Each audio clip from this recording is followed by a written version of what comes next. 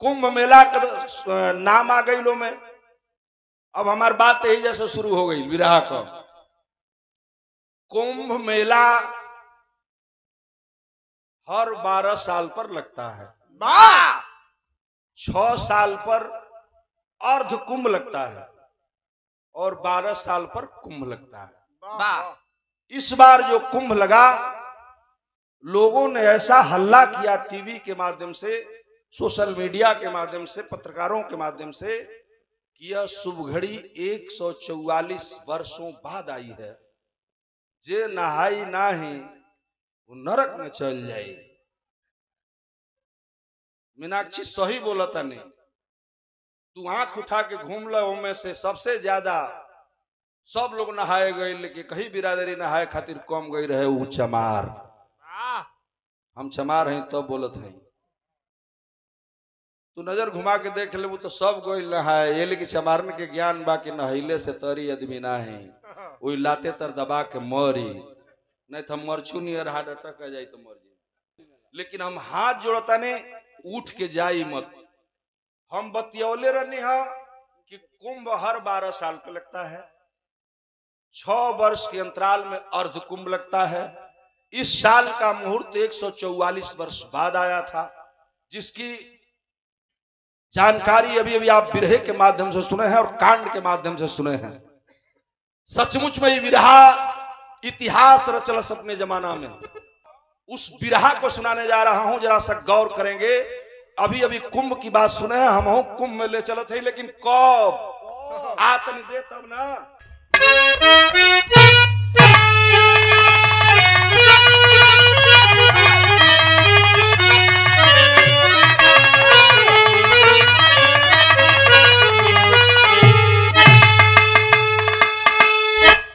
अरे मोरे राम रे,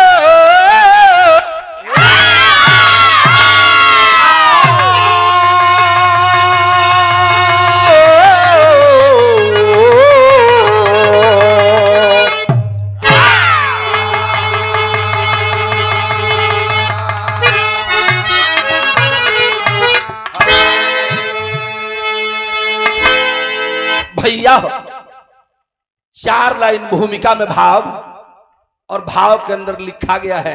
वो लाइन कौन सी है बेटा?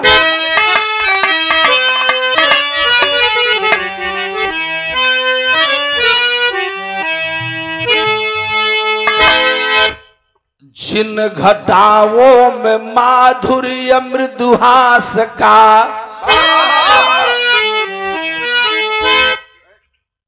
बेचन भैया कई एक भूमिका है, रिसर्च है। देखो ये भैया कहो बिरहा में कोई न कहल साजले। जिन घटाओं में माधुर्य मृदुहास का, उन घटाओं में मृत्यु के आसार है। आज मानव का नैतिक पतन हो रहा, पुष्प गम का तो पतझड़ के भंडार है। देख मानव ही मानव का वादी बना, अरे खुदा तेरा कैसा ये संसार है। गौरी शंकर, ये हमार लिखल विरहा। गौरी शंकर अनल में वतन जल रहा, हर जगह ही दानवता की ललकार है।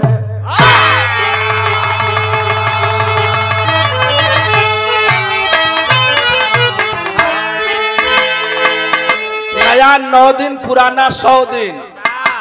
एगो हाई गजल लिखा मीनाक्षी। कौन सी गजल?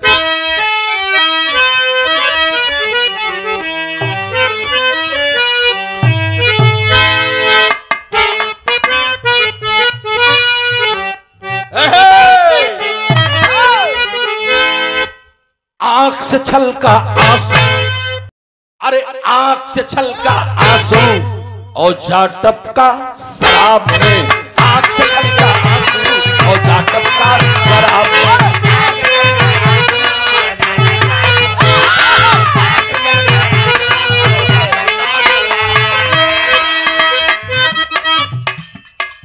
दिल में चुभा जो कांटा, दिल में चुभा जो कांटा, ओ जा निकला गुलाब में, आंख से छलका आंसू, ओ जा टपका शराब में।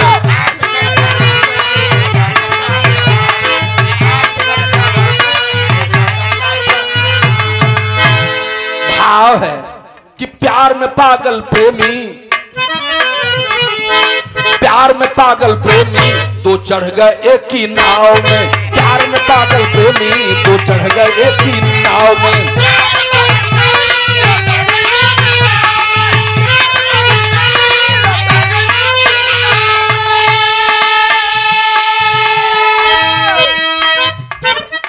किस्मत का ऐसा खेला, किस्मत का ऐसा खेला जो डूब गए बीचे नाव में, प्यार में पागल प्रेमी जो भागे प्यार के नाव में, प्यार में पागल।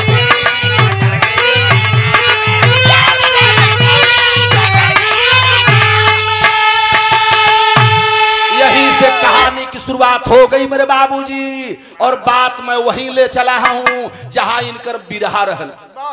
बतिया बा कैसन तनी से गौर करियन, बतौली फिर वो बात न दोहरावे के पड़े, दिमाग कहानी पर रह, सर के संगत लगी बेटा।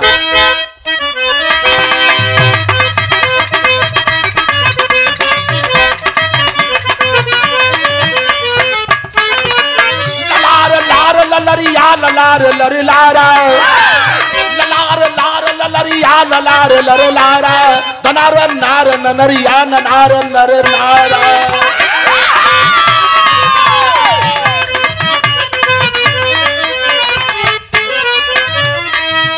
जिला बक्सर, जिला बक्सर बिहार प्रांत की कहानी है, जिला बक्सर बिहार प्रांत की कहानी है, पत्रिका नूतन में मिलती सही निशानी है।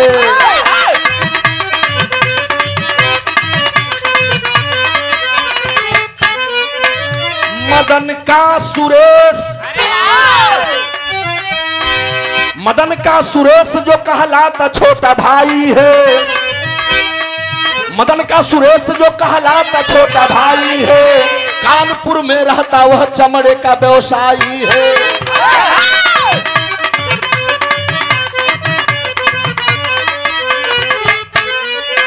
इलाहाबाद में,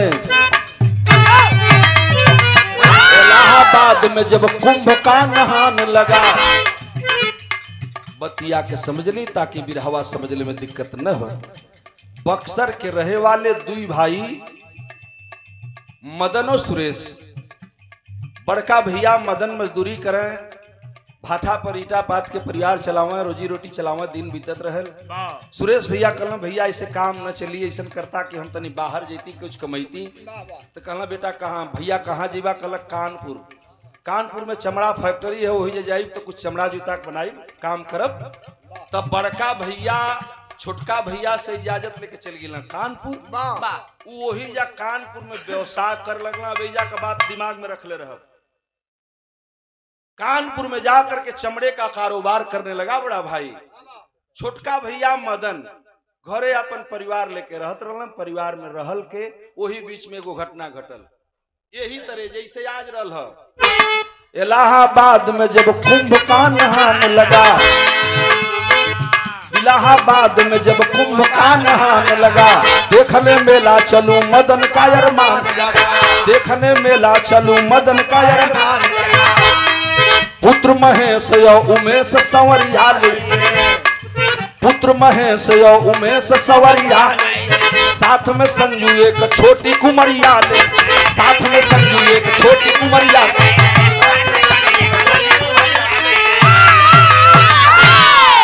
एक दिन मदन के औरत शीला कहली कि ये सैया इलाहाबाद में नहान लगल बा, एगो काम करता तनी चलता, हम हनो इलाहाबाद नहाई थी, बड़ा नाम सुनता ने, जे नहा ना पाई उ नरक में जाई। मदन कहला कि पगली पैसा तो नहीं खे रहे, लेकिन जब कहताड़ी ना तो 2-4 दिन मजदूरी करे दे, अगला हफ्ता अतवार की दिने आई, अतवार के जब हफ्ता मिली ना तो सोमवार की दिने गाड़ी पकड़ल जाई। मदन अपनी पत्नी शीला के लेहलन, अपनी भैया उमेश के लेहलन, अपने बेटा महेश के और उमेश के उनका दूगो लड़का रहलन, उमेश और महेश, और एगो छोट लड़की रहल, ओकर नाम रहल संजू। तीनों बच्चों को लिया, पत्नी को लिया, और मदन बक्सर से ट्रेन पकड़ करके इलाहाबाद कुंभ नहाने के लिए चला गया। इलाहाबाद संगम लहर में स्नान तो किया, पूरा प्रेम से लोग नहैला ये पंचो। आ नहैले के बाद जब बहरा लोग अइला तो शीला अपनी सैया से एगो बात कहली ये सैया हम घरवा ना बतौली है ना कि तू कतो मना न कर देबा, तो हमारे एगो बात बा। कहला का पगली काहे न कहत है तू? तो कहला कि हम एगो मनौती मनले हैं। कहला कौन मनौती? तो अक्सर नहाने में आप लोग देखले हुई हन, उस सिलवा अपनी सैया मदन से बतावे लगल कि हम मनौती का मल्ले बाटी। तो बिरहा में एक लाइन भाव बढ़ गई,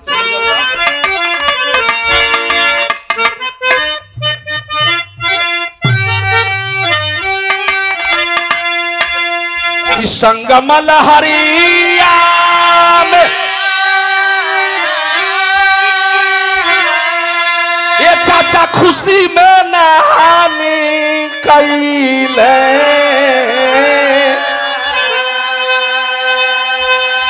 अरे हरावा चढ़ाई गंगा माई के काछारी।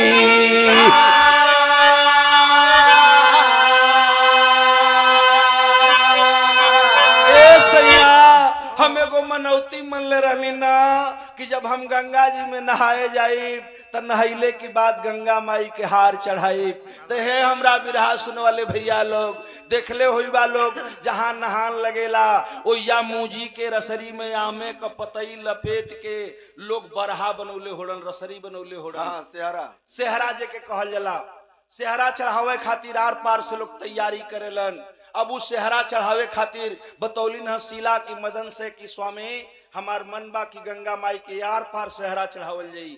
कहला पगली अगर आर पार सेहरा चढ़ावल जाई ना तो सुन, एकरी खातिर हमन के नाई मंगावे के पड़ी, पैसा लागी, मलाह पैसा ले। कहला का भइल बा? हम सेहरा खरीद के ले आवतनी। गोइल और मुजी की रसरी वाला जोने के लोग सेहरा कहेलन ओके खरीद के ले आइल मेहररुआ आ ले करके और दोनों प्राणी गइलन तो एगो नैया वाले के बोललन। नैया एगो बड़की नैया होले और एगो डेंगी नैया होले, छोटकी नैया जेके डेंगी कहल जाला। वही डेंगी नैया पर ओकर पैसा कम लागी।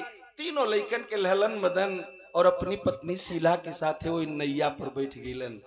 एगो खूंटी रहले चचा, वो खूंटिया के एक किनारे लोग गाड़ दहलन और वही जैसे सेहरा छोड़त एक के पारे ले जाए बा वो बालू रेता तक। बीच में जौन बालू रेता बा वहां ले चले के हमला भाई। कहला कि यहाँ तो बड़ी धार तेज बा हो, पानी बड़ा गहिर बा। कहला तो का करी हमन के चढ़ावे के वही जल्ले चला। मल्लाह ने किया क्या जरा देखा कि संगम लहरिया में खुशी में नहान कैले, अरे हरावा चढ़ाई बा गंगा माई के काछारी।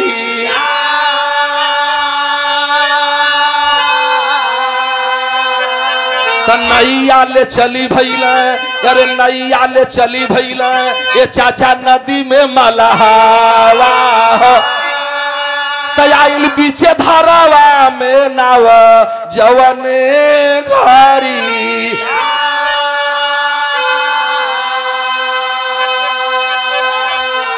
तौले हरावा चढ़ावाते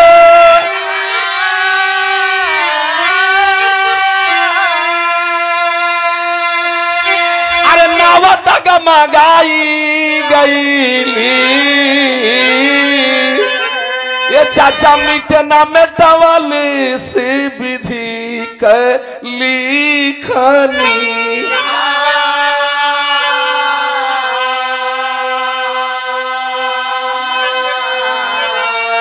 नाव डूबल मदन औरू, नाव डूबल मदन औरू शीला घबराई गईले। हे चाचा हरवा चढ़ोते में नैया लेके जो ही मलहवा गंगा के धार में चलन न चचा। भीड़ तो बहुत काफी बा, लेकिन जब पानी की धार में नैया आई तो नैया डेंगी रहल। उ डेंगी नैया डगमगाए लगल। डगमगाए काहे लगल? जौन ऊपर 2-3 ठे लइकवा रहलन, लइकन का बुद्धि ना, उ लइका हाथ नीचे क के नदिया की पनिया के हिलकोरे लगलन। तो जब उमेशवा हिलकोरे लगल तो ओकरी पिठिया पर महेशवा चढ़ के हिलकोरे लगल। आ जब महेशवा चढ़ल ना तो जौन संजुआ रहल तो ओकरी दिमाग में आइल कि हमार भैया करत का हुवन, तो उ भैया के ऊपर चढ़ गई। आ तीनों लइका जब एके ओर ओल कइल तो नैया एक तरफ होल गई, नैया में गच गच गच गच पानी भरे लगल। मल्लाह भैया मना करथुन, बेटा हट जाओ हट जाओ, भग जाओ भग जाओ। माई बाबू अकुता गइलन। ए पंचो अकुताए के इतना जेर खिंचलन ना कि तीनों लइकवन के जब खिंचलन तो ले के लपक के दूसरे उड़ा गई। नैया रहल डेंगी, जगह रहल कम। मीनाक्षी जब उधर से खिंचलन तो लप जब ए पार अइलन तो नैया रहल एहर आ लप दे हो गल गच दे। आ जब गच देहर हो गल तो ले मल्लाह नैया को संभाल ही रहा था। भीड़ से भरे लोग देख रहे हैं। उसी कुंभ मेले में वह नाव नियंत्रण खो बैठी और जानते हैं क्या हुआ कि नाव डूबल मदन औरू शीला घबराई गई। ए चाचा बच्चन बदे नदी में गवावल जीवनी।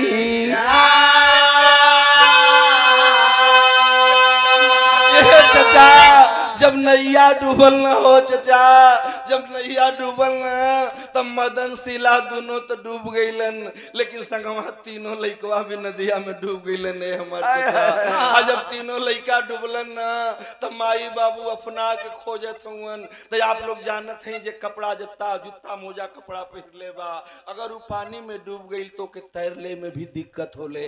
यही से जे पानी में पटा जाला वही के किनारे लग जाला। तीनों लइका पानी में जब डूबलन चचा मल्लाह भी कूद गईलन। मल्लाह कूदलन ना तो जानत हैं लपक के गईलन। हाँ लइका बहुत बड़ा नु अकेले मलाह करिहन का, उनके तनी तैरे के ढंग आवत रहल। मदन और शीला तो डूब गईलन, लेकिन मल्लाहवा जब गईलन हाँ तो जौन लइका का नाम उमेशवा रहल, जौन लइका उमेश रहल ओ लइका के बाबू मल्लाह पकड़ लेलस। एक तरफ से कपड़ा पकड़ के तैरत लेके एक के किनारे निकल गया, लेकिन 4 लोग डूबे पता नहीं चला। और जब पता न चलल तब भइल का बिरह गजब हो गल। नैया जब डूबल मदन शीला डूब गईलन हो, मल्लाह भाई एक काम कैलन हो और देखा देखा वही नदी के लइकन के बचावत में भाई लका बिरहा का गीत बदल बेटा।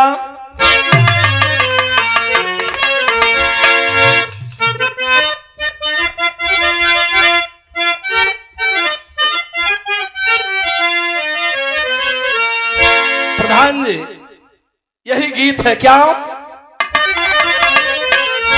कि के कराई रोवल से भिजल चूना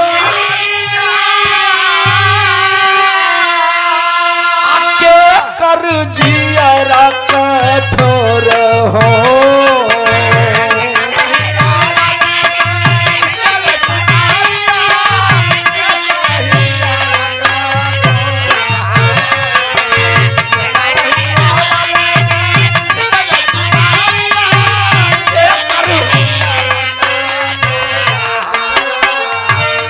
कराई रोले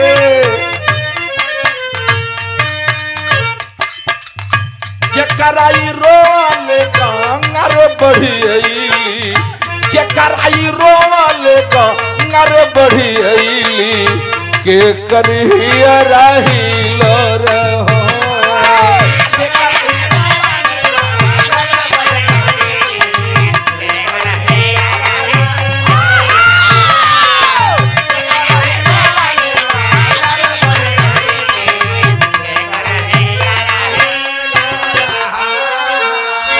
एकर जवाब कबीर पंथी लोग देश जवन ए धुन का शुरुआत भी बिरहा जगत में यही बिरहा से हम कैले रही। बाद में गवैया ये धुन का नकल कैलन, यूट्यूब लगल है, यूट्यूब चैनल वाले साथी बैठे हैं। झूठ नहीं बोल रहा हूँ, ये हमारी पुरखन का गीत है। हमार दादा का दादा परदादा लोग गौला, हम अपनी बाबा से सुन रहे मीनाक्षी। तो ये बिरहा में लिखनी, यही बिरहा में लिखनी। बिरहा जगत का एक नामी कलाकार इस गीत को 6 बार हमसे गवाया और जा करके टी सीरीज में रिहर्सल करके गाया तो बोलने लगा मंच पर कि मैं इसको गाया हूँ। गौरी शंकराचार्य आज बोल रहा है कि यही बिरहा में पहली बारी हम लिखले रहनी धुन के। और धुन का जवाब रहे कि भैया की रोवल से भीजा ले चुनारी, भौज का जियरा कठोर हो।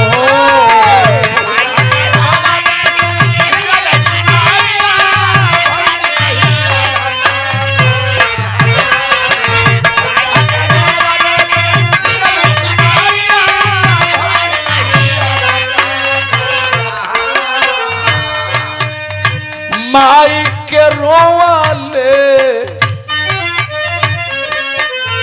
माई के रोवाले गंगर बढ़ी अली, माई के रोवाले गंगर बढ़ी अली, बाबू कहिया राहिलो रहो। माई के रोवाले गंगर बढ़ी अली, बाबू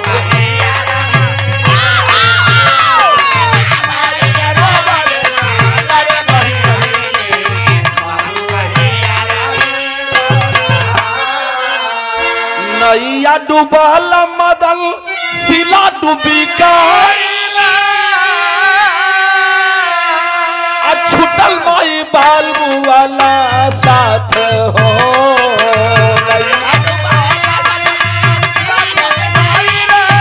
छुटल माई बाबू वाला साथ,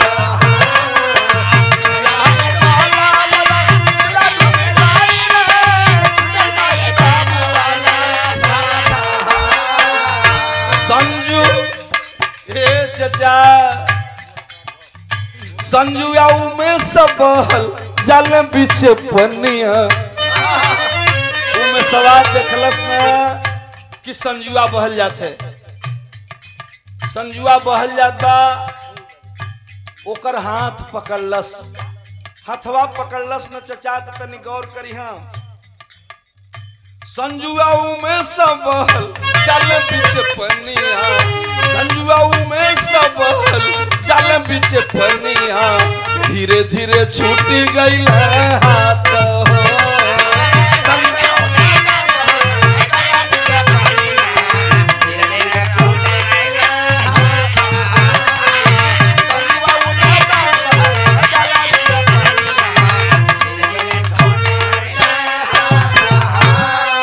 अब बबुआ महेशवा के उम्मल्लाह बचा,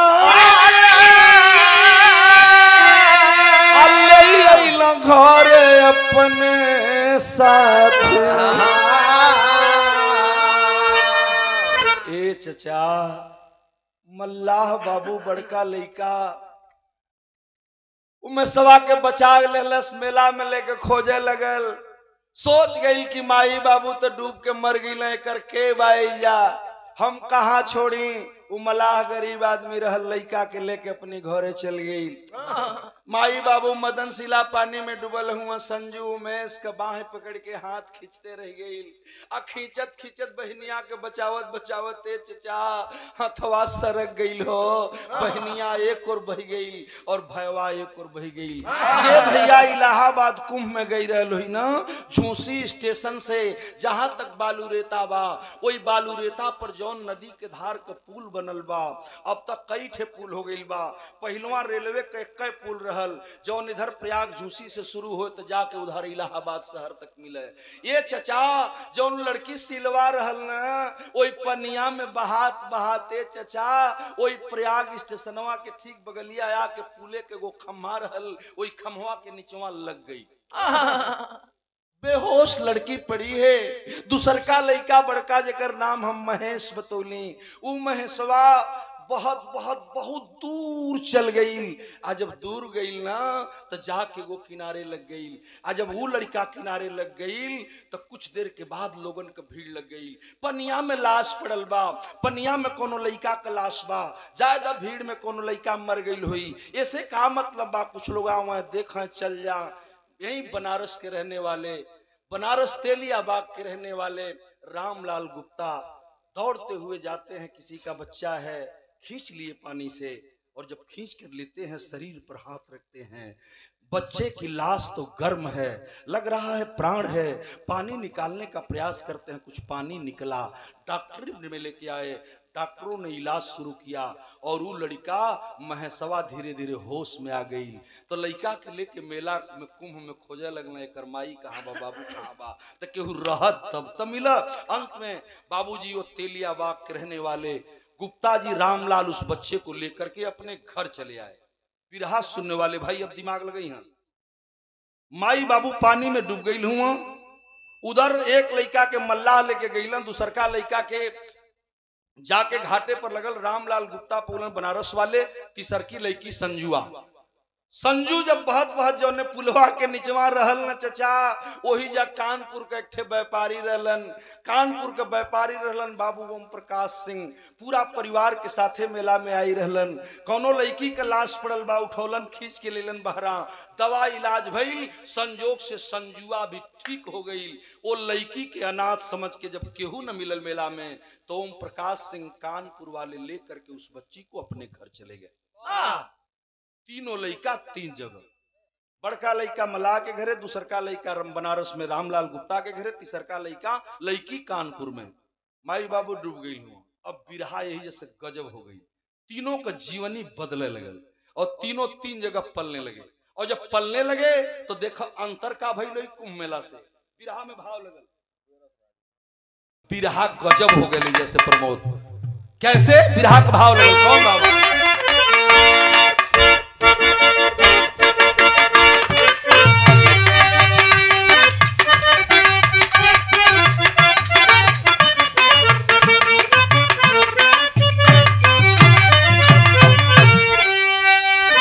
झुलनिया के गुजवा, झुलनिया के गुजवा टूटल राजा, जवनिया में गड़िया छूटल राजा।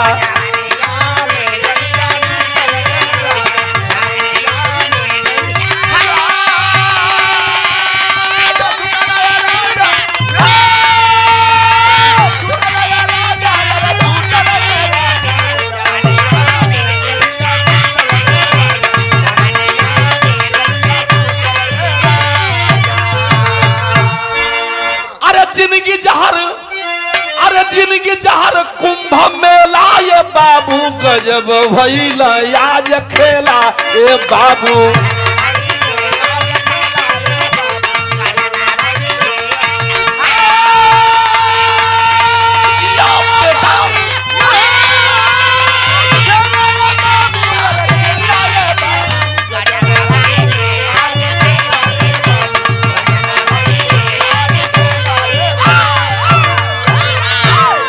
संजू को प्रकाश सिंह पाए, ले के शहर अपने कानपुर में आए।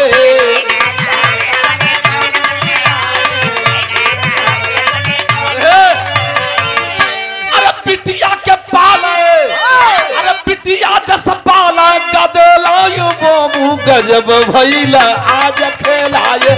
बाबू गजब भइला कुंभ।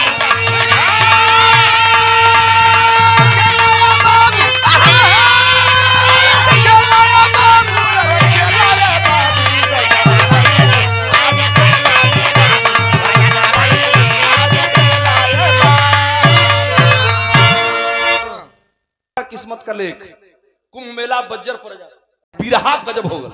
चलो तेरी लगी उठातन बढ़ जाओ।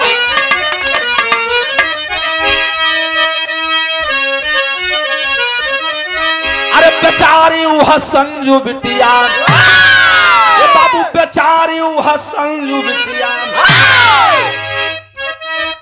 तो थकली नजरिया दखबा डर नहीं होनहार।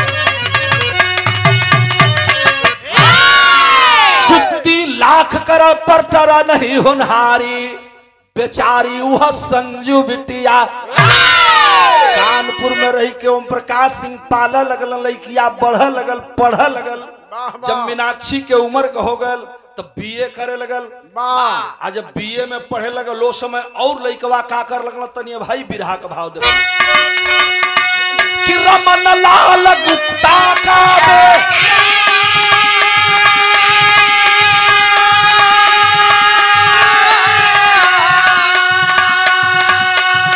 अरे बाबू में सकहाई है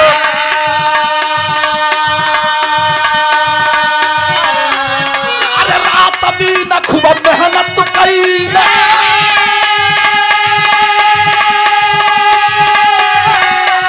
चाचा जमकर किया पढ़ाई है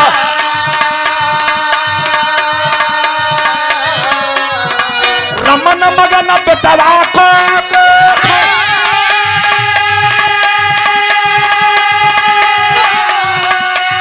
अरे हरसित मन हरसाई है चाचा अरे रजनी में रवि मुस्काए तब रजनी में रवि मुस्काए बेटा इंस्पेक्टर भाई हो बेटा इंस्पेक्टर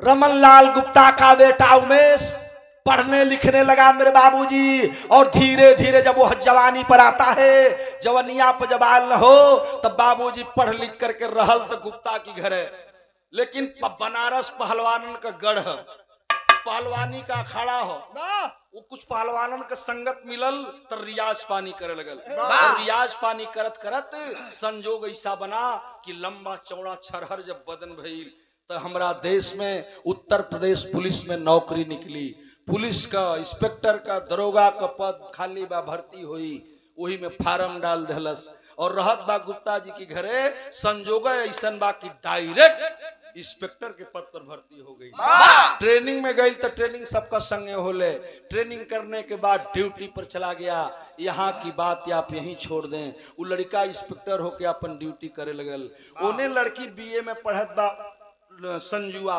बहुत कानपुर का ओम प्रकाश सिंह के घरे तीसरका लड़का जो मल्लाह भाई लेके गई रहलन मल्लाह किशोर मल्लाह गरीब आदमी किशोर रहला किशोर मल्लाह हो लड़का के पालत हुआ बाबू आज वो लड़का में सवा बढ़े लगल तो न पढ़ पौलस न लिख पौलस न कहीं नौकरी कैलस धीरे धीरे गरीब आदमी संगत कुछ खराब हो गई और जब संगत खराब हो गई तो बुरी संगत संगत से गुण होता है संगत से गुण ओकर ऐसा संगतिया मिल गई ना कि वो गड़बड़ा गई रहनिया बिगड़ गल हो न पढ़ पौला न लिख पौलस वो लड़कवा का संगत इतना खराब भले चचा कि जितना जितना कुल देश में चोर डकैत रहला उन्होंने का साथ पकड़ा गई और ट्रेन में छिनैती डकैती नशा का दवाई खिया के लूटल ये ओकर रोज का काम हो गई अब देखा बिरहा जब यह काम हो गई तो बिरहा में दर्द लग गई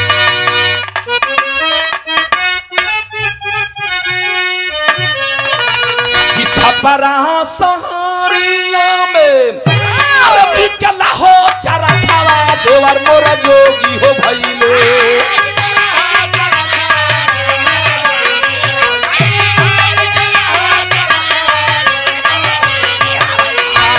छपरा सहारिया में बिकला हो चारा खावा देवर मोरा जोगी हो भइले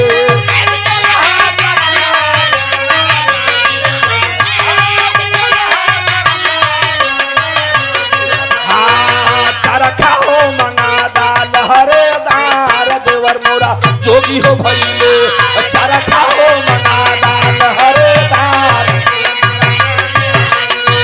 चारा खाओ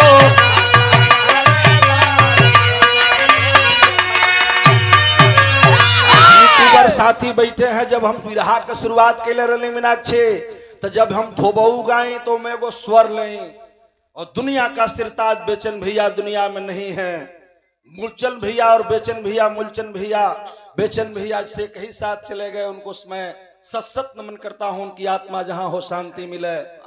झूठ नहीं की बोला थे भगवान, जनता भगवान के स्वरूप होती है। जब हम धोबऊ गीत शुरू के लिए तो लालू भाई बैठल हुआ, ओमे हम एगो स्वर लें और स्वर आज ले कभी रहिया लेत बा लोग। आ बेचन भैया का जब धोबऊ गावे के भइल तो हमके 6 बार गवा के वो स्वर के सब रिहर्सल कैले रहना। वो स्वर का आपन एक अंदाज रहल। धोबऊ गीत में फरमाइश लोग करन, लेकिन हम मोहर नहीं खी जाए चाहत। बिरहवा तनी देखा कैसन हो गई।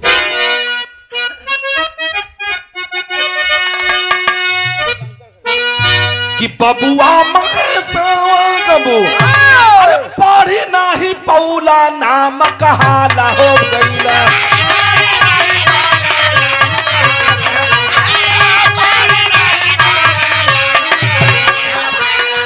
बबुआ में सवाह बनल चोर, नाम का हाला हो गईला।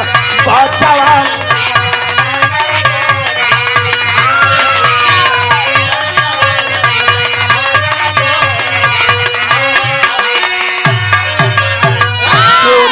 डकैती करे छिनैती रात दिनवा, चारू ओर हो गईल डाकू वाला नमवा। मंटुओ कर नाम पड़ल, बनल उग्र बदिया, नाम कहाला हो गईल।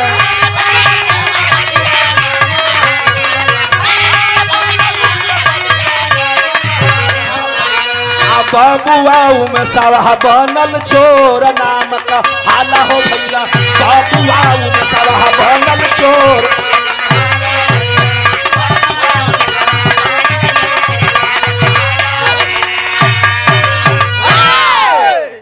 भैया बिरहा का मैटर न बिगड़े।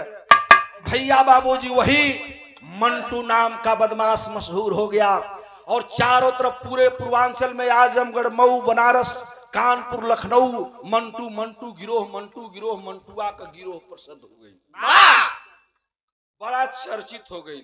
अब एजा का बात यहीं छोड़ दी। एक दिन की घटना है। अप्रैल का महीना रहल, 29 तारीख रहल। 29 अप्रैल के संजुआ का पेपर रहल कानपुर यूनिवर्सिटी से आइल परीक्षा देवे खातिर लखनऊ में, और लखनऊ में कोनो कॉलेज में ओकर परीक्षा पड़ गई। जब परीक्षा देवे खातिर आइल तो सवेर के टाइम रहल। कानपुर से लखनऊ का दूरी लगभग 90 किलोमीटर बा। भैया हो ऊ आइल तो सवारी से चले आइल समय से एक दिन पहले, लेकिन दूसरका दिन जब पेपर दे के निकलल तो संजुआ रोड पर गाड़ी खोजे लगल। जब गाड़ी खोजे लगल तो कौनो गाड़ी न बा। लोगन से पता चलल कि आखिर बात का बा, तब इतना गाड़ी सवारी ना चलत रहल। लोग बतौलन कि आज बस हड़ताल कैले बाड़न सो।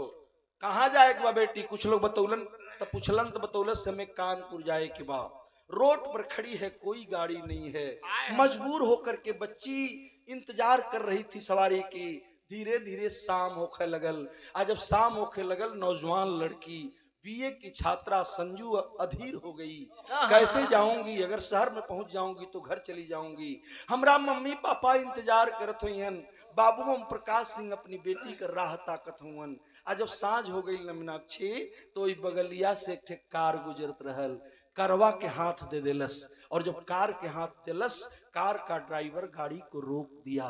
कहाँ जाओगी? कहला केने जेबा? कानपुर जाए के बा। कहला बैठ जाओ बच्ची। पीछे का गेट खुला, बच्ची बैठ गई, लेकिन वह कार खाली नहीं थी। पहले से उस कार में 4 आदमी बैठे थे, 2 आदमी आगे 2 आदमी पीछे। उसी किनारे संजू भी बैठ गई। कार रोड पर हनहन हंदन दौड़े लगल। धीरे धीरे लखनऊ से जब उन्नाव पहुंचती है कार, तो उन्नाव से कानपुर न जा करके वह उन्नाव के रास्ता को छोड़ करके एक बाईपास गया है, जो कानपुर गए होंगे भाई, बंधा वाली रोड पकड़ लेती है। तब बंधा वाली रोड पीछ न भई रहल, और जब कचिया रोड पर चलल तो संजुआ खड़बड़ाए लगल। भैया भैया कहाँ लेके जात हुआ? आ तब तक जब कहाँ कहाँ कैलस तो करी मुहवा के लोग गमछा से बांध देलन, दोनों हथवा के पीछे घुमा के बांध देलन। एक आदमी रिवॉल्वर निकाल के कान पे सटा लिया। बोलोगी तो गोली मार दिया जाएगा। चुप, बोलना नहीं। कांप गई लड़की, थर थर थर थर कांपे लगल। ए भगवान ये हमें कहाँ फंसा दिल भगवान, ये हम कहीं गलत जगह गलत हाथ में फंस गई। वो चारों बदमाश कार को बड़ी जोर से भगाए और लेकर के दूसरी रोड की तरफ से कानपुर शहर में तो चले गए। लेकिन कानपुर शहर में एक मोहल्ला पड़ता है कल्याणपुर। कल्याणपुर में वो 3 मंजिला बिल्डिंग रहल, वही बिल्डिंगिया की लगवा करवा खड़ी हो गई। जब कार खड़ी भइल तो कार के पीछे पीछे उस शहर के पीछे शीशा से देख रहा है कि कोई लड़की छटपटा रही है, मुंह बना है, हाथ बना है।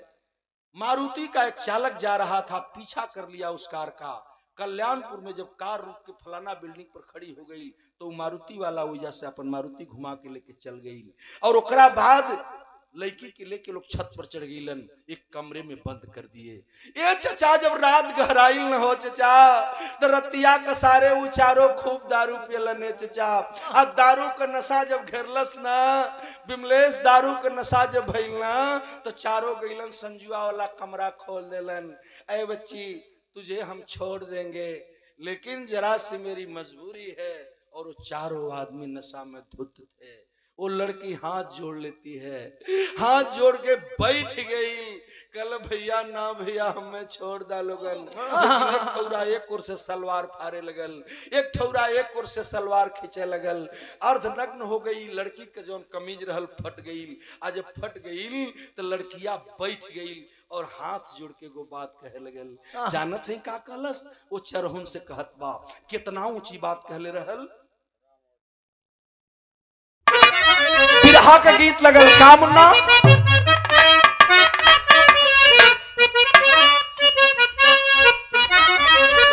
पियतावा बिड़िया फुकतया धुआवा उड़तया।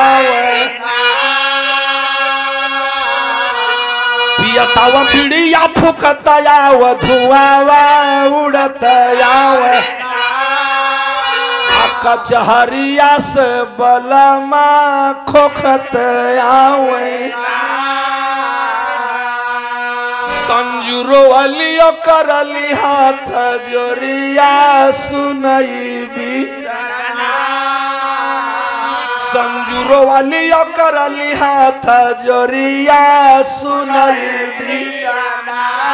अजनी लूटा मोर गठरिया सुनई बीराना। भैया भैया हमके छोड़ दलो भैया। हमार बाबू ओम प्रकाश सिंह जो हत हुई, माई मालती जो हत हुई, हमार बेटी संजुआ बा कहाँ, बहुत रात हो गई भैया। ए भैया हमारे को बात ना सुनता तो ले एक आदमी गई एक गाय पर एक चाटा मरलस। चुप चुप बोलोगी ना तो गोली मार देंगे। फिर कांपा लगल लड़की। आज जब दोबारा कांपा लगल तो दूसरा गाल पर दूसरा चाटा लगल। लड़कियां शांत हो गई। आ शांत होके ना जी मानल। जब कुल अपन कपड़ा निकाले लगल सो और चारों बदमाश जब निर्वस्त्र होने लगे, कपड़ा निकालने लगे, पैंट शर्ट खोल करके जब अर्धनग्न हो गए, तब वो लड़की एक बड़ी ऊंची बात कहती है। का कहले रहल जानत हुआ? अबलाया बोधा हम आई, अरे अबलाया बोधा हम बाटी इकथती। आई अपने प्यारे बाबूजी का कुशल एक बेटी। मोरा लेके होइया घरे बेटिया बहनिया सुनई बीराना। भैया भैया हमारा आबरू मत लूट भैया। हमरा समान तारा घर में बेटी हुई भैया, तारा घर में बहन हुई हन। हमरा के छोड़ दा, हमरा के छोड़ दा। कहत कहत तू लड़की भगवान कन्हैया के याद करे लगल। भगवान कन्हैया एगो लड़की के द्वापर में आबरू लूटल जात रहल तो या तू साड़ी का करखन्ना खोल दहला भगवान।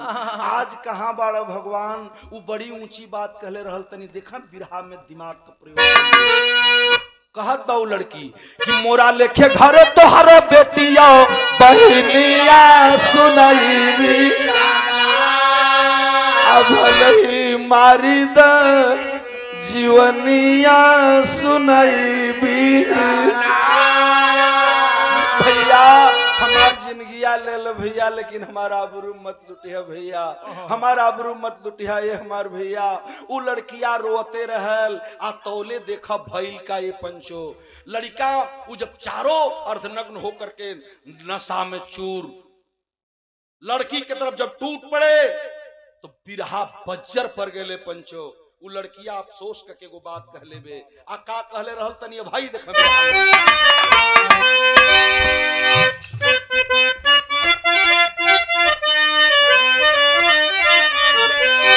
पापट लगल बेटा कि संजूरवा मार द भला ही जाना हमारे भैया।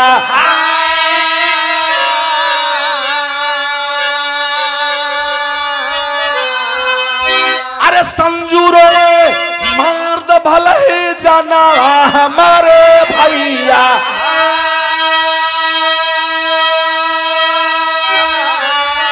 जनी लुटिया मोरा इज्जत का खजानावा हमारे भैया।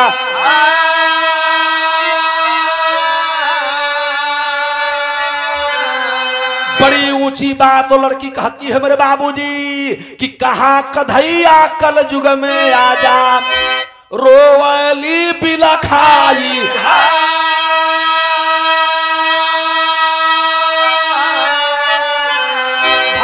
को गोहरा ही रही थी लड़की, हे भगवान सुनली की द्वापर में एगो लड़की के आबरू लुटात रहल त तू साड़ी का करखन्ना खोल देला। इज्जत बचा ला भगवान, इज्जत बचा ला भगवान, कधैया इज्जत बचा ला। आ तौले करिश्मा हो गई कि कहाँ कधैया कल युग में आजा रोवली।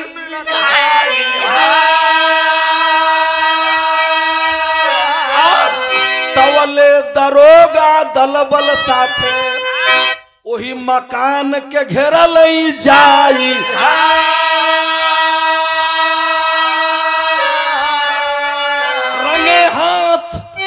रंगे हाथ पकड़ैला सभी मुदैया हमारे भैया। ठीक समय पर अइला कुंवर कधैया हमारे भैया।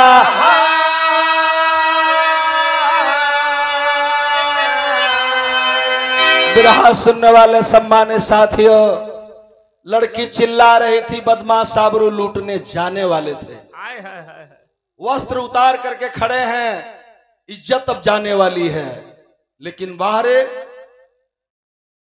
इस देश की प्रकृति का नियम, तब तक उस पूरी बिल्डिंग को हमारे उत्तर प्रदेश पुलिस के जवानों ने घेर लिया। दल बल के साथ उस क्षेत्र के रहने वाले इंस्पेक्टर साहब आए और पूरा मकनिये घेरा गई। जब एक तल्ला दो तल्ला खोजते खोजते तीसरे तल में पहुंचे तो एक कमरे के अंदर जब लाश से दरोगा ने धक्का मारा तो अर्धनग्न फटी वस्त्र में कपड़े में हाथ जोड़कर दुहाई मांग रही लड़की दिखाई देती है और चारों बदमाश अर्धनग्न खड़े हैं। गिरफ्तार कर लिए दरोगा जी, पकड़ लिए गए। और जब चारों पकड़ैलन है बाबू, दरोगा जी लेके थाना पर आ गईलन। कानपुर में जौने थाना पर रहलन, जौने थाना को वो हल्का रहल, थाना पर अलन दरोगा जी। चारों बदमाशों को कोठरी में बंद कर दिए और लड़की से पूछने लगे, ऐ लड़की तू कौन है रे, क्या नाम है, कहाँ की रहने वाली है तू, कैसे यहां तक पहुंची, बदमाशों के हाथ कैसे लग गई रे तू। तो बोले क्या कहलस प्रमोद कि दरोगा जी शुरू से बता दें कि बीचों से बता दें। अब तर्क लगे है लोग हमारे बिरहा का, हम बोलने रहनी है कि ये बिरहा का नकल वो समय पूरा बिरहा जगत में भई रहल। जब बिरहा हम लिखले रहनी और गावे शुरू के रहनी तो एक जोड़ लगे है तो बिरहा लोग। उ लड़किया पूछत बा कि दरोगा जी, ए दरोगा जी शुरू से बता दें कि बिचवा से बता दें। दरोगा जी कहलन, अरे पागल है तू पढ़ी लिखी है रे पगली, जो सही चीज है शुरू से बताओ ना, बीच से क्यों बताओगी, शुरू से बताओ। चारों बदमाश कोठरी में बंद हैं, दरोगा जी बैठे हैं, हमराही खड़े हैं और लड़की अपनी सारी बात बताने लगी। अब बतौलस तो उहे बतौलस जौन हम तोहनों से बतौले रहली ना। कोई थनवा में बयान देत बा कि ए दरोगा जी तू जानल चाहत हुआ ना, शुरू से सुनल चाहत हुआ ना, तो सुना हमारे गो बात।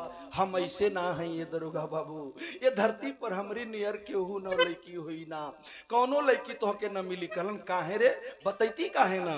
तो उ लड़किया दरोगा की समहनवा एगो बात कहे लगल। का कलश मुन्ना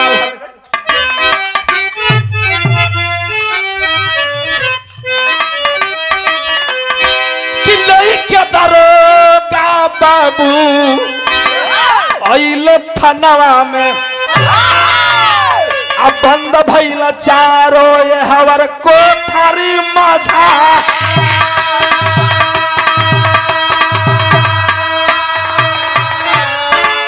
देवेली बयान संजू बड़ी सा नजरी,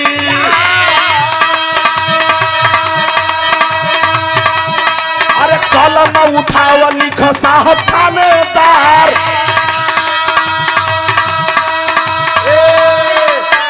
ए दरोगा बाबू शुरू से सुनल चाहत हुआ ना, तो लिख लो मुझसे। मैं अपनी घटना बता रही हूँ। वो लड़कियां बतावे लगल रामलाल भैया, अरे कलम उठावा लिख साहब थानेदार।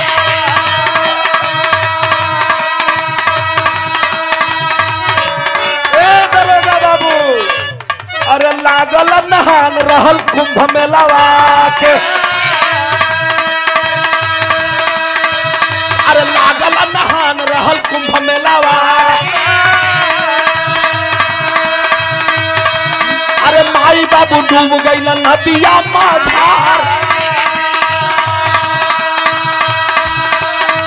अरे रहला महेश एक छोटा का बिरना, अरे भैया उमेश डुमला नदिया माझार। साहब भैया उमेश डुमला पनिया माझार। हे दरोगा बाबू तू जानल चाहत हुआ ना, तो हमारी माई के नाव शीला रहल, हमारी न बाबू के नाव मदन रहल।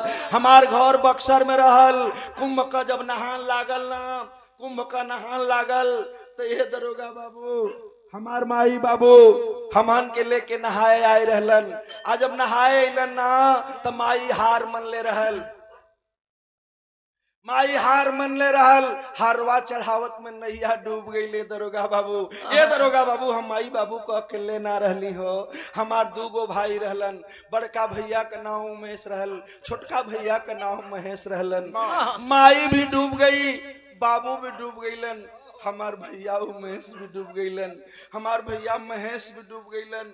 ए बाबू दरोगा बाबू जानल चाहत हुआ ना, तो हमार बात सुन ला। हम वही माई बाबू के बेटी हैं, वही भैया लोगन का। अब गौर करम। ए दरोगा बाबू, ए दरोगा बाबू हमार भैया उमेश भी डूब गईलन हो, हमार भैया महेश भी डूब गईलन, माई भी डूब गई, बाबू भी डूब गईलन। हम उन्हीं का भागा बहन है। हम भैया के खोजली, माई के खोजली, केहू न मिलल। तो हमके ओम प्रकाश सिंह कानपुर वाला ले आके पलना पोसला पढ़ावत रहलन। आज हम परीक्षा देवे गई रहनी है, सवारी ना मिलल है, तो लखनऊ से एक गिरोह से पाला पड़ गई है। आज अभी बात दरोगा के सामने वो लड़की कह रही थी बाबू, तो अब ये पूरा करत बा तौले बिरहवा में भूचाल आ गई। का बतावत रहल ये बतौले रहल लड़किया, तौले बिरहा में भूचाल का आ गई कि रोवे लागल बंद कोठरी में बादाम सारा। रोवे लागल बंद कोठरी में,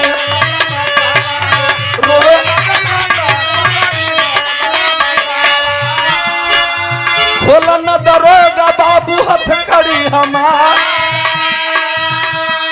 ए दरोगा बाबू जौन कोठरिया में चारों बदमसवा बंद रहल रमाकांत भैया। ओमे से एगो चिल्ला के रोवे लागल, कहल ए दरोगा बाबू, ए दरोगा बाबू तनी हमरा के खोल के बहरा ना निकाल देता। दरोगा ओकरी ओर ताके लगलन, उ लइकिया ओकरे ओर ताकत बा। कहल का हो गई लेकरा के? तो चिल्ला के रोवे लागल आ कहत बा उ लड़का कि खोला न दरोगा बाबू हथ करी हम। अरे एक बेर बहनिया के घर से लगई थी, अरे एक बेर बहनिया के घर से लगई, फिर गोलियां से मार हमर सीना देता फाड़।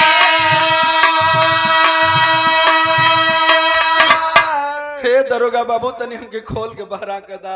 अरे पगली तू संजू है रे, ए पगली तू संजू है, तोरे माई के नाम शीला रहल, तोरे बाबू के नाम मदन रहल ना।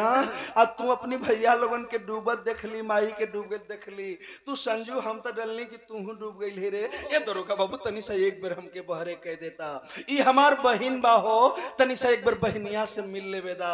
हम कितना भागा भाई हैं कि एकर इज्जत लुटवावे खातिर अपनी साथी से लेके आई रहनी हां। इतना गोली हमके मरिहा ना कि हमार शरीर छलनी हो जा। अरे पगली तोरे सब लोग अवाक हो गए, पूरा थाना में सन्नाटा छा गया। ये बदमाश कह रहा है कि ये मेरी बहन है, क्या तू पहचान रही है रे? कलन ना भैया तू हमार भैया ना हो सकेला। कलक कि अरे बहनी संजुआ तो ना चिन्हबी रे। तब रो के बतौलस कि हम ही महेश तोहर छोटका बिराना। अरे नाम आज मंटू बनल बदका, अरे डूबत वही नदिया से मलहा बचवल। अरे सुनो ये दरो यह बहिनी हमार। बदमसवा जब बतौलक हमार नाम मंटू, हम ही महेशवा तोर भैया है रे बहनी।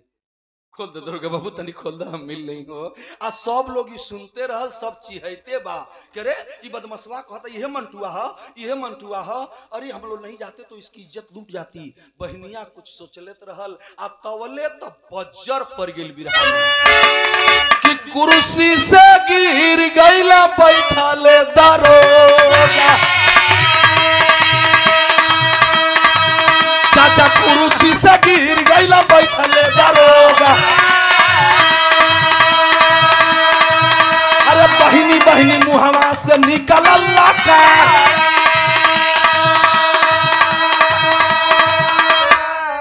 एक बार एक चक्कर आया उस कुर्सी पर, सुनता सुनता पूरी बात सुनता सुनता वो दरोगा जो इंस्पेक्टर था थाने का, चक्कर आया और भौर भरा के गिर गई। जब कुर्सी सहित दरोगा गिरा, सिपाही उठा लिए, क्या हो गया साहब को? नाक को मुन के पानी छिड़क के होश में ले लन।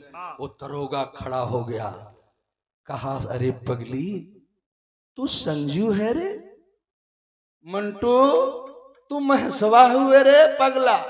तई संजुआ तो छोट रहे रे, ई नहीं खे चिन्हत, ई ठीक बात बा, लेकिन कारे महेशवा तू नहीं खे चिन्हत। सारे सिपाही लोग अवाक होन, कहलन कि बड़े बात क्या है? तब वो दरोगा जी कहलन कि हम ही उमेश तोहर बड़का बिराना, बहिन हम ही उमेश तोहर बड़का बिराना। अरे बहिनी बहिनी मुहवा से निकलल लाका।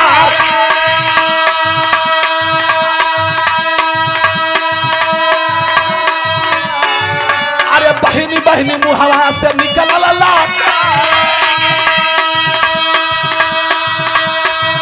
अरे एक बेर बिरना कहीं गरे से लगई तू, अरे धन्य हो जाती जिंदगी यहाँ।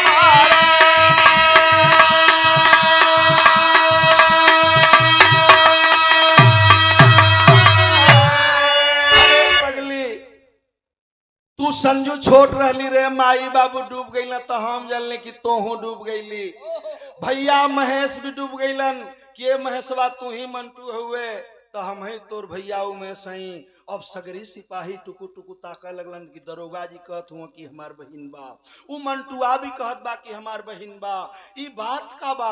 आप सब लोग अवाक हो। अब लड़की संजुआ ताके लगल कि बड़को भैया मिल गईलन, छोटको भैया मिल गईलन। हे भगवान, ई का आ तवले वही थानवा में पहाड़ गिर गई।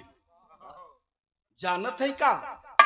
अब एगो बात में हम आप लोगों के डार्क में डले रहनी। जब मकनिया के घेरे खातिर दरोगा जी गई रहना तो उनके केहू खबर देले हुई तब न गई रही। हाँ, ऐसे तो उड़ के चल न गई ना। तो जौन मारुति कार वाला कार का पीछा करत आई रहल, देखलस कि फलाना नंबर की बिल्डिंग में बदमाश कोनो लड़की के लेके गईलन सा, तो मारुतिया ले थाने पर चल गई रहल। और वो खबर दिया था तो दरोगा आए और बदमाशों को पकड़ लिए। तब मारुतिया वाला से कहला, क्या मारुति वाले, एक काम करना, चलो थाने में गवाही के लिए नाम पता लिखवा करके तब जाना, इसलिए कि तुम ही एकमात्र इसके गवाह हो, तुम्हारी जरूरत पड़ेगी। तो मारुतिया वाला वो में खड़ा रहे, कहे कि साला कब हमार नंबर आई के अपन नाम लिखवा के जईती।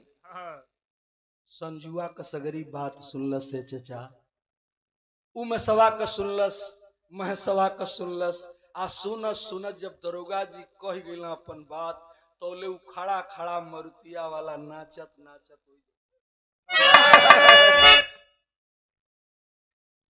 आज मारुति वाला ढहल न बाबू तो बतौली कि बिरहा में पहाड़ टूट गई हो। दौड़ करके सिपाही उस मारुति वाले को उठाए, क्या हो गया तुझे? होश में लाए तो अब वो मारुति वाला रोवत बा। आ कहलस कि करे संजुआ तू नहीं खिचिनत, बड़ी छोट रहली। कारे महेश उमेश तोहन का तो बढ़ रहा सब, तोहनो नहीं खा सोचिनत हमरा के। तब वो मारुति वाला बतौले बाबू बिरहा लिखत में कलेजा फाट गई और गाने में हृदय रो रहा है। वो मारुति वाला वो जब बयान देत बा थाना में, का बतौले से तनी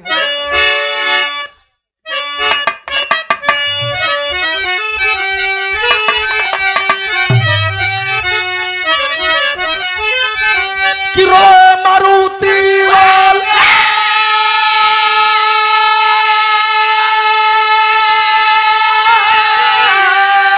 वही थानवाई में वो घरी, कैसन विधना तोर लिखनी आई बेटी हमारी।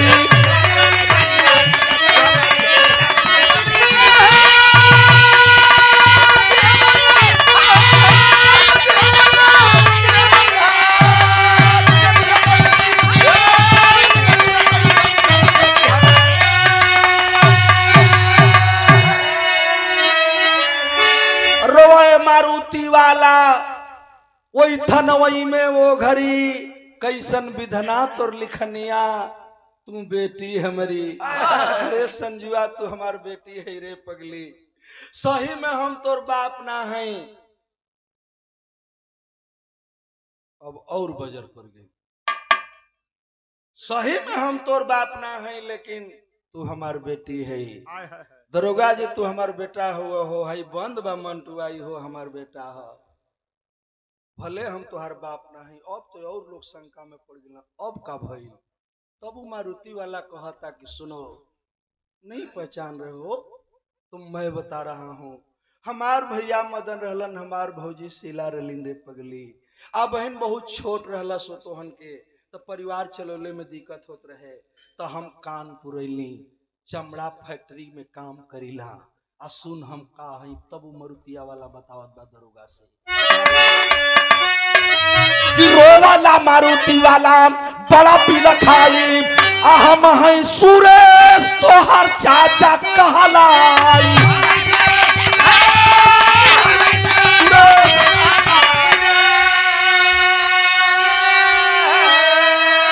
भैया डूबला कुंभ में, कानपुर बीतल जीवन सगरी, कैसन विधना तोर लिखनी आई बेटी हमारी।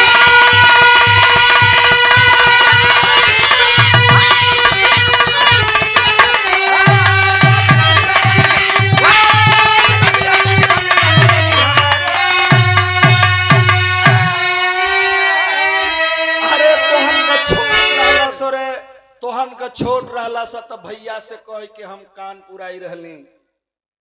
कुंभ का मेला लागल, नैया डूबल, भैया डूब गई ना, पता तो चलल कि पूरा परिवार डूब गई। हम एक बेर गाँव में गई रहली,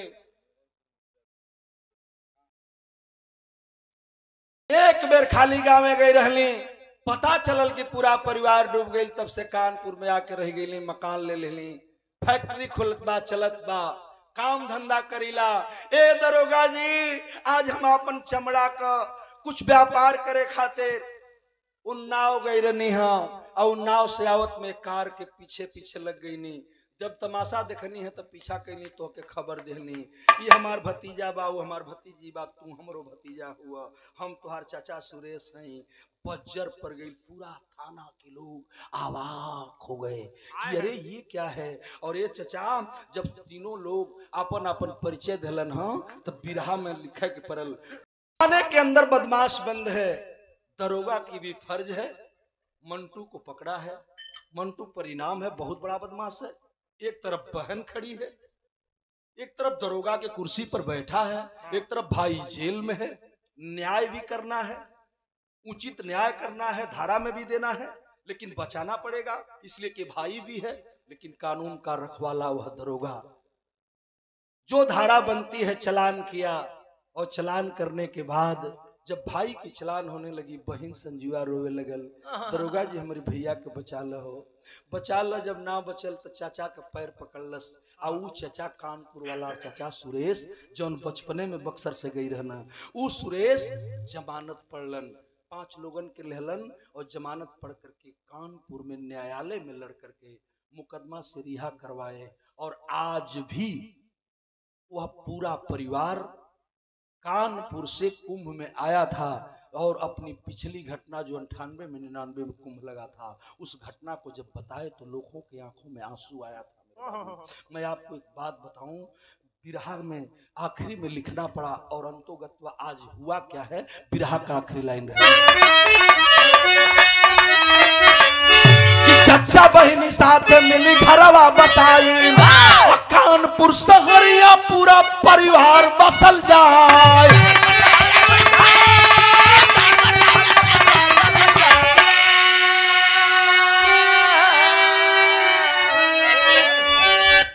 कानपुर में बसल परिवार, कानपुर में हृदय काला हरी, ऐसा विधाना तोरी लिखनी आई बेटी हम।